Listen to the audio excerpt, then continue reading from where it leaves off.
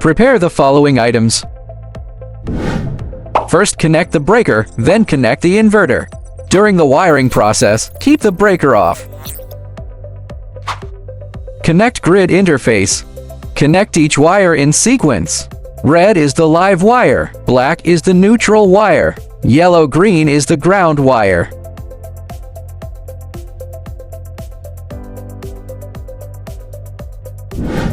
First, connect the breaker, then connect the inverter. During the wiring process, keep the breaker off. Connect load interface. Connect each wire in sequence. Red is the live wire, black is the neutral wire. First, connect the breaker, then connect the inverter. During the wiring process, keep the breaker off. Connect PV interface. Pay attention to the positive and negative poles. Connect the red wire to the positive terminal and the black wire to the negative terminal. First, connect the breaker, then connect the inverter. During the wiring process, keep the breaker off. Connect battery interface.